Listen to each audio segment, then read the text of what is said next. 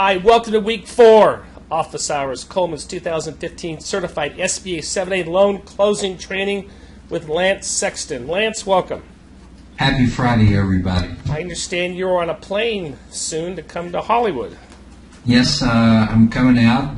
We're going to record what I'm very excited about. We're doing a certifications, well, you know this, Bob. We're doing a certification series on SBA liquidation. And that, in terms of my area of, I guess, expertise and interest, is one of my favorite parts of SBA lending is understand. And the reason it is, Bob, is the most important part of the SBA lending process is if you default, we want to get you paid.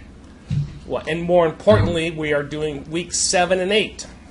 So of this training, yes, absolutely. Of this training. So we can do it. We appreciate all the questions. Thank you very much. And we're getting a great participation, so that's super. Let's start with some polls. Poll question number 1. Do you verify that the source of required equity injection in an SBA loan is a proper source? Is this a softball question, Lance? Yeah. I lobbed one up there over the heart of the plate. We have a 100% of us are righteous. Of course we do that properly. I'm proud of this group. Now, Bob, I just wonder if there's anybody out here who didn't honestly, no, I'm teasing. Verifying equity injection is so critically important in the SBA lending process that I had to just throw that question in there.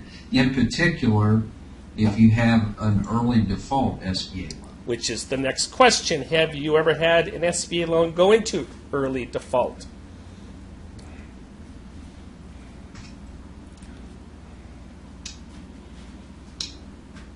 We're split about 2/3, 1/3, Lance.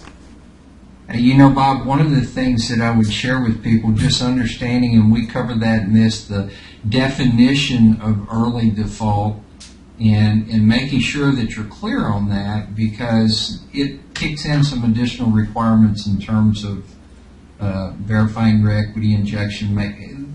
You have to do all these things anyway. But if you have an early default, you better go back and scrub the equity injection proof and the 4506T transcripts and the reconciliation. So I'd like to say we all could lend or make SBA loans our entire career and never have an early default, but we're going to have it. It's going to happen. It's going to happen. Poll question number 3. Do you have SBA loans that use a standby note from the seller as the equity injection? Yes or no? Well, and the reason I asked this question, Bob, is just to kind of bring it to light. There's some additional requirements in verifying the equity. Having that standby agreement and a copy of the note that's on standby are both required pieces of documentation. We are 44% yes, 56% no, about 50-50, Lance. And from my review of loan files, Bob, that is pretty much in line. It seems like about every other file I pick up, the equity injection part of it is a standby agreement. Lance, we talked about our overview this week. We talked about equity injection, business acquisition, commercial real estate standby agreements. What's the takeaway you want us to remember 3 months down the line? I really want to hammer home the importance of verifying the equity injection, making sure the source of the equity injection is one that's acceptable to SBA. And if you do have a standby agreement, making sure that you not only have that standby agreement, but a copy of the note that's going to be on standby in the SBA loan file. It's not only important when you have an early default loan, but it can be important.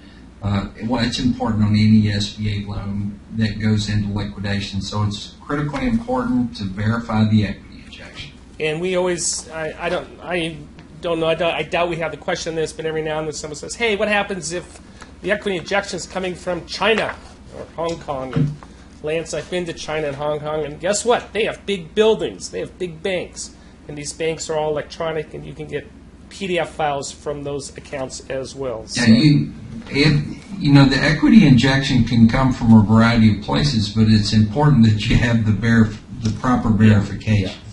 Email question number 1. From the authorization, particularly an asset-based working capital cap line compiled using the wizard, can we remove a section that does not pertain to the loan, such as a required lockbox if we have the customer's deposit accounts? And the answer is you can remove that section. The SOP 5010 clearly states that if you have, well, it's on the screen there, but if you have deposit accounts, you don't have to have a lockbox arrangement. So that could, in fact, be removed. Now, typically, Bob, I'm not a huge fan of tinkering with the language that the wizard has. But in this particular case, it's appropriate and it's supported by SOP, the SOP. Email question number 2. The bank is paying a referral fee to the broker, but the broker has not signed the 159 compensation form.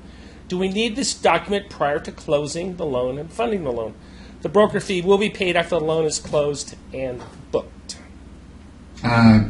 You can do the 159 prior or right after the initial disbursement. If you're not paying the fee until after the loan closes, it'll be okay to complete the 159, get the appropriate signatures. If you look at the slide, it even goes into detail about where you're supposed to send that. Coleman actually has a Form 159 at colsonservices.com for you to send it to, but you can do it after the initial disbursement.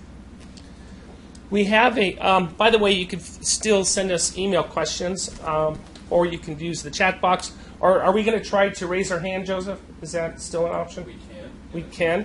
If you want to be brave enough and ask a live question, I think we tried that last week, but something went amiss. So if you want to raise your hand on the GoToWebinar dashboard, we'll bring you in live. But this question is Lance. If we have an applicant, if an applicant was to take the money out of his IRA 401k to purchase the business, can we pay him back with an SBA loan? If not, then can he take it out of the IRA 401k and deposit it into his business account and then purchase the business, and then the SBA funds pay back the business? Or is this only an option on an interim loan basis? Well, the answer is no, no, no, no. Bob, if they're going to take it out of the 401k or the IRA and inject it into the business, you can't use loan proceeds to pay that back. It needs to be an equity injection. So the answer is no, you can't do that. Now, there is the option if there's a down payment required and they don't intend to use their retirement account for that, you can do an interim loan, and then you can refi the interim loan easier. Well, I mean, you can't give proceeds back to the borrower or the obligor. So the answer on the first two is absolutely not. The third one, yeah, you could do that. You could do an interim loan for that amount and then refinance it with the SBA loan, assuming everything else is in place. And assuming it is funded from the 401k. Talk to us about week 5, Lance. What are we talking about this? Okay, the 7A loan checklist. Oh, wait a minute. I apologize. I'm being corrected here. Submitted question number 1. Lance, go ahead. SOP states to properly document the equity injection, it requires 2 monthly bank statements to validate that the money's actually there and not borrowed. My institution requires us to track each transaction totaling amount indicated in the authorization. Do we have to do both, or is the way my institution tracks the equity injection sufficient? You have to do both. The SBA does require you to have proof that the money was in the account for 2 monthly statements. That's in the SOP 5010. This it's not excess due diligence, but when SBA specifically indicates that this is a requirement to prove that it's a proper equity injection, do that. Now, you have a bank policy that requires you to do something else, do them both. There you go. There you go. Week 5, the checklist. Yeah, week 5 is going to look at a variety of SBA loan forms. It's going to look at the loan checklist that you would use in organizing and gathering the forms for your SBA loan submission. We're going to talk a little bit about the note and the guarantee form, the 1919, which is, I call it the eligibility form. We'll talk about the 912s and when they're appropriate, the 159, the compensation form, and then we'll talk some about SBA Express loan.